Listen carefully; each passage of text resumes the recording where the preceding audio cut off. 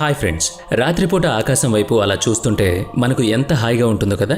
నల్లని ఆకాశంలో తెల్లగా మెరిసిపోతున్న నక్షత్రాలు, చందమామ భలే ఉంటాయి. అప్పుడప్పుడు కొన్ని గ్రహాలు కూడా కనబడుతుంటాయి. మీకు ఎప్పుడైనా డౌట్ వచ్చిందా ఆ గ్రహాలపై నుంచి ఎవరైనా మన భూమిని కూడా మనలాగే చూస్తూ ఉంటారని? నిజంగా అలా గనుక జరుగుతుందేమో అనే ఊహే చాలా బాగుంది కదా. అంత చిన్న చిన్నగా కనబడుతూ తలుక్కుమంటూ నక్షత్రాలు భూమి కంటే కూడా ఎన్నో లక్షల రెట్లు పెద్దగా ఉంటాయి. వాటన్నిటి మధ్య ఉన్న దూరం కూడా ఎన్నో వేల కాంతి సంవత్సరాలు ఉంటుంది. ఈరోజు అంతరిక్షం గురించి ఇంకొంచెం లోతుగా తెలుసుకుందాం.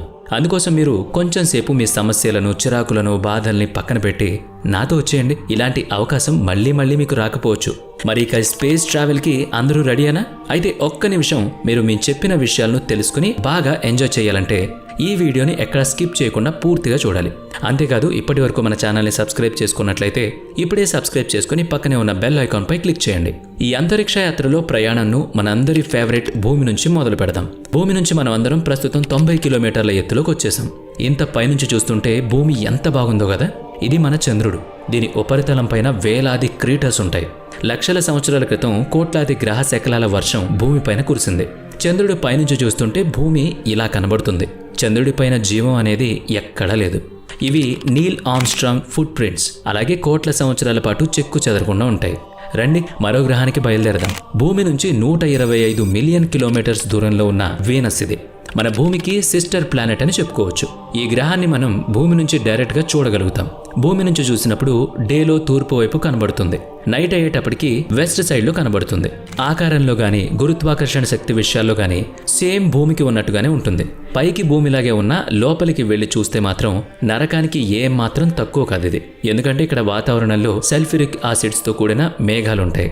CO2 పరిమాణం చాలా ఎక్కువగా ఉంటుంది. దీనివల్ల Venus surface temperature 900 degrees centigrade ఉంటుంది.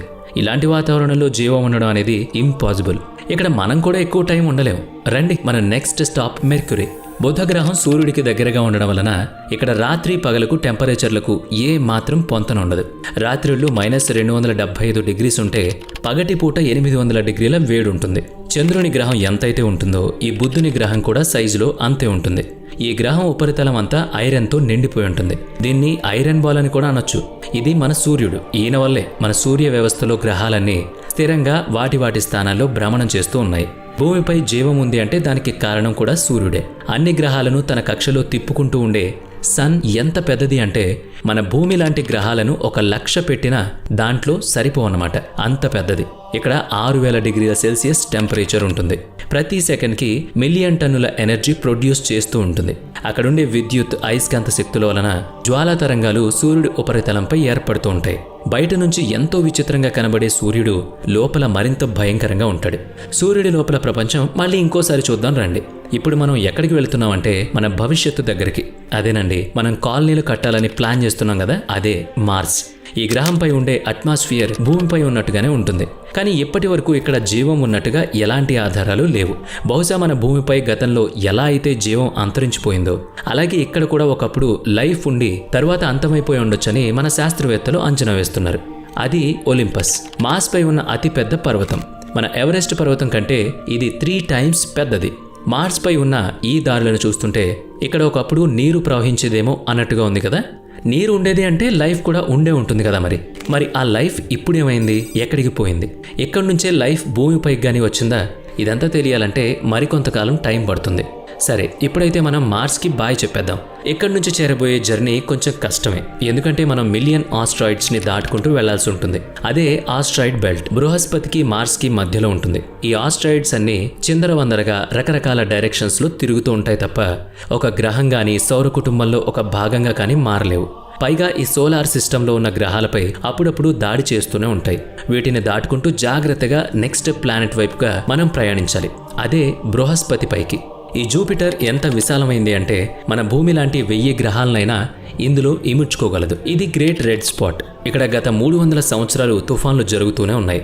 ఇక్కడ వచ్చే మెరుపులు 10,000 వాట్స్కి సమానం. ఇటు ప్రయాణించడం చాలా డేంజరస్. అందుకే అక్కడితో మనం ఆగిపోవడమే మంచిది. ఇప్పుడు మీరు చూస్తున్నది జూపిటర్కి దగ్గరగా ఉన్న ఒక మూన్. దీని పేరు ఐఓ. ఇక్కడ నిత్యం అగ్నిపర్వతాలు పేలుతూ లావా పొంగుతూ ఉంటుంది. ఆయు నుంచి మనం ప్రయాణం బృహస్పతి, మరో మూన్ యూరోపా మీదకి. ఇది మనిషికి మరో ఆశాకిరణం. ఎందుకంటే ఇక్కడ జీవం ఉందనే ఒక హోప్ శాస్త్రవేత్తలకి ఉంది. దీని ఉపరితలం మొత్తం మంచుతో నిండిపోయి ఉంటుంది. ఈ మంచు కింద నీరు ఉండే అవకాశాలు కూడా ఉన్నాయి. ఈ విషయంపై పరిశోధనలు కూడా జరుగుతున్నాయి. దీని పక్కనే ఉన్నది రింగ్ ప్లానెట్ శని. మన భూమి నుంచి చాలాసార్లు చూస్తూ ఉంటాం. ఈ గ్రహం చూడడానికి చాలా పెద్దదిగా ఉంటుంది, కానీ నీటి మీద తేలే అంత తేలికైంది. దీని చుట్టూ ఉన్న రింగ్స్ ఎంత పెద్దవి అంటే మన భూమి నుంచి చంద్రుడికి ఎంత దూరంలో ఉందో అంత వైశాల్యంలో ఈ రింగ్స్ ఉంటాయి. ఇది శని గ్రహానికి మూలలో ఒకటి టైటాన్. ఇక్కడ వాతావరణం ఉంది. గాలి, వర్షం మరియు సీజన్స్ కూడా ఉన్నాయి. నదులు, సరస్సులు, సముద్రాలు కూడా ఉన్నాయి. చూడ్డానికి భూమిలా ఉండే ఈ టైటాన్ పైకి నాసా యుగేన్ స్పేస్ క్రాఫ్ట్ ని పంపించింది. ఇక్కడుండే వాతావరణ ఇన్ఫర్మేషన్ మొత్తం ఇది పంపిస్తుంది. టైటాన్ పై -300 డిగ్రీస్ టెంపరేచర్ ఉంటుంది. అంటే దీని అర్థం ఆల్మోస్ట్ లైఫ్ ఉండడం అనేది కష్టమైన పని. ఇప్పుడు మనం టైటాన్ కి బాయ్ చెప్పి మన కోసం ఎదురు చూస్తున్న శని గ్రహం కవల తమ్ముళ్ళు యురేనస్ అండ్ నెప్ట్యూన్ దగ్గరికి వెళదాం. యురేనస్ ఒక గ్యాస్ జైంట్. దీన్ని ఐస్ ప్లానెట్ అని కూడా అంటాం. ఇదే ట్విన్ బ్రదర్ నెప్ట్యూన్. దీని న్యాచురల్ శాటిలైట్ ట్రైటాన్, కానీ అది స్టేబుల్ గా ఉంటుంది. ఇది నెప్ట్యూన్ కి వ్యతిరేక దిశలో తిరుగుతూ ఉంటుంది.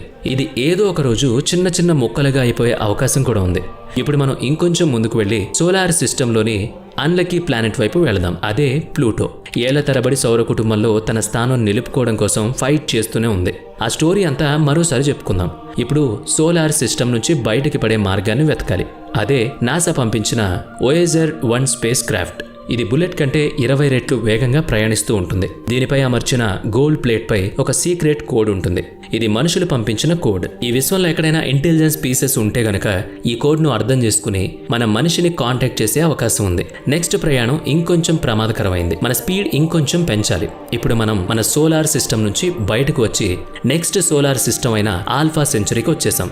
ఇప్పుడు మన భూమి నుంచి ట్రిలియన్ మైల్స్ దూరంలో ఉన్నాం. ఇంకా 1,00,000 కోట్ల కిలోమీటర్ల ప్రయాణం చేయాలి. మనం భూమి నుంచి 20 కాంతి సంవత్సరాల దూరం వెళ్ళాలి. ఇది ఒక స్టార్. దీని పేరు ప్లీజ్ 581. దీని లైఫ్ కూడా సూర్యుని లైఫ్ తో ఈక్వల్. దీనికి దూరంగా ఒక గ్రహం ఉంది. అది కూడా ఒక భూమిలాగే ఉంటుంది. ఇక్కడ నుంచి 92 లైట్ ఇయర్స్ దూరం ప్రయాణం చేస్తే ట్విన్ స్టార్స్ ఆఫ్ అలిగో కనబడుతుంది.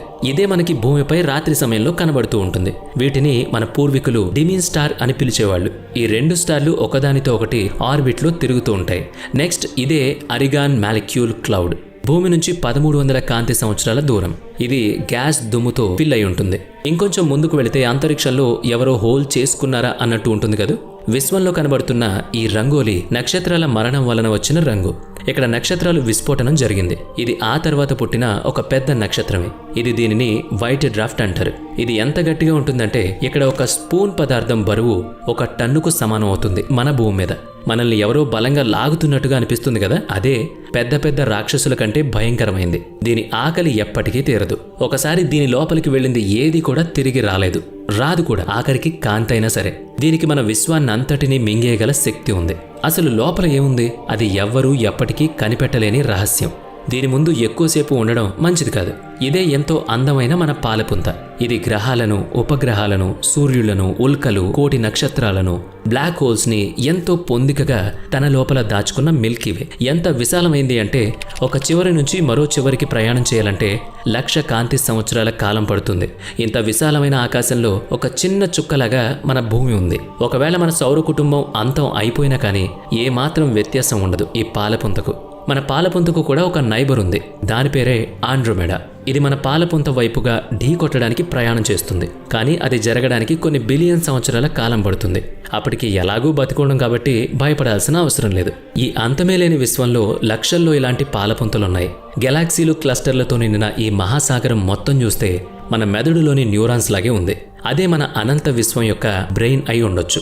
లక్షల్లో గెలాక్సీలు తేలియాడుతున్న ఈ బ్రహ్మాండం గురించి పూర్తిగా తెలుసుకోవడం అనేది ఎప్పటికీ జరగనేది, అసాధ్యం కూడా. మరి భూమిని వదిలి చాలా దూరం వచ్చేసాం. ఈ విశ్వయాత్ర జ్ఞాపకాలన్నిటినీ మన మనసులో పదిలంగా పెట్టుకుని మన ఇంటికి తిరిగి వచ్చేద్దామా? ఓకే, మరి మాతో చేసిన ఈ అంతరిక్ష యాత్ర మీకెలా అనిపించిందో కామెంట్ చేయండి. ఈ వీడియో నచ్చితే లైక్ చేయండి, షేర్ చేయండి. ఇప్పటి వరకు మన ఛానల్ని సబ్స్క్రైబ్ చేసుకున్నట్లయితే ఇప్పుడే సబ్స్క్రైబ్ చేసుకుని పక్కనే ఉన్న బెల్ ఐకాన్ పై క్లిక్ చేయండి. నెక్స్ట్ వీడియోలో మళ్ళీ కలుద్దాం. Thanks for watching.